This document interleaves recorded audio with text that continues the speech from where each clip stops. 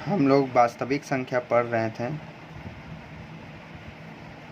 तो वास्तविक संख्या में आप लोग अपना अपना क्लास वर्क कॉपी उलट करके देखिएगा। तो उसमें प्राकृत संख्या, पूर्ण संख्या, पूर्णांक, सम संख्या,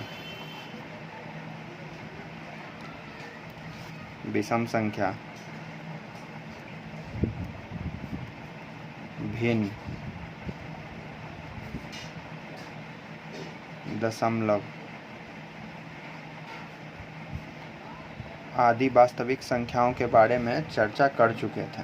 ये सब क्लास में बताया जा चुका था। इसके बाद एक टॉपिक आता है कि भिन्न तथा परिमेय संख्या में क्या अंतर होता है। ये भी बताया जा चुका था, ये भी क्लास में बताया जा चुका था, भिन्न और परिमेय संख्या में अंतर। अब इसके बाद आता है परिमेय संख्या। तो परिमेय संख्या से हम लोग शुरू करते हैं। परिमेय संख्या के बारे में भी क्लास में थोड़ा बताया गया था। तो परिमेय संख्या के बारे में ये बताया गया था कि परिमेय संख्या का 4 प्रॉपर्टी होता है। पहला प्रॉपर्टी ये होता है कि परिमेय संख्या p/q के रूप में लिखा जाता है। दूसरा ये होता है कि q is not equal to 0 होता है। q 0 नहीं होना चाहिए। अगर हर 0 हो जाएगा तो ये जो परिमेय संख्या है यह अपरिभाषित हो जाएगा। तीसरा प्रॉपर्टी होता है p तथा q में कोई भी उभयनिष्ठ गुणनखंड नहीं होना चाहिए। कोई भी उभयनिष्ठ गुणनखंड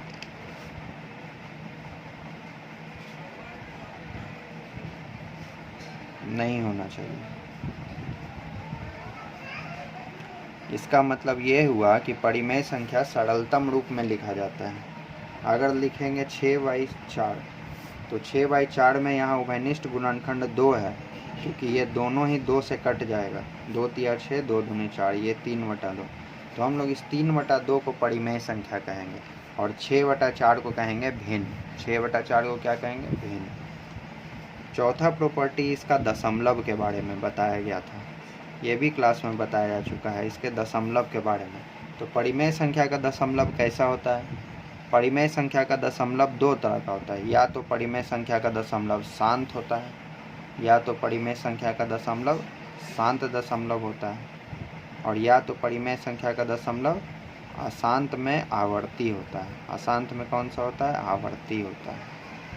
अशांत में आवर्ती होता है। ये क्लास में बताया जा चुका है। आवर्ती का मतलब होता है रिपीटिंग। जैसे ये हो गया 1.252525, यहाँ 25 रिपीट कर रहा है, ये हुआ शांत आवर्ती। और शांत का मतलब 2.25, ये शांत दशमलव हो गया। तो इस तरह का दशमलव प्रसार होता है। तो ये परिमेय संख्या का ये 4 प्रॉपर्टी ऐसा क्लास में बताया जा चुका है।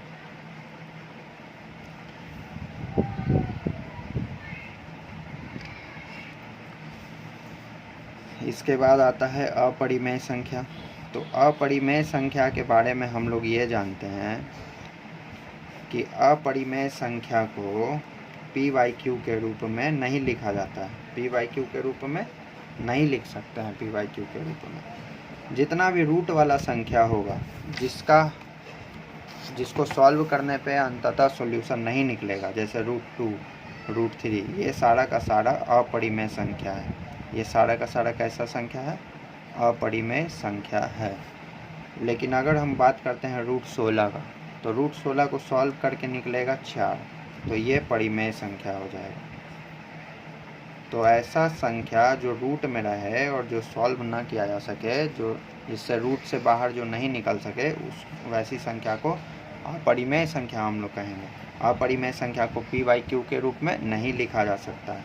अगर अपरिमेय संख्या का दशमलव का बात हम लोग करते हैं, तो अपरिमेय संख्या का दशमलव अशांत अनावर्ती होता है। अशांत अनावर्ती। अशांत अनावर्ती का मतलब ये हुआ कि 2.234596218 6 -- मतलब कि ये रिपीट नहीं करेगा, ये दशमलव प्रसार इसका रिपीट नहीं करेगा। तो ये अशांत अनावर्ती हुआ।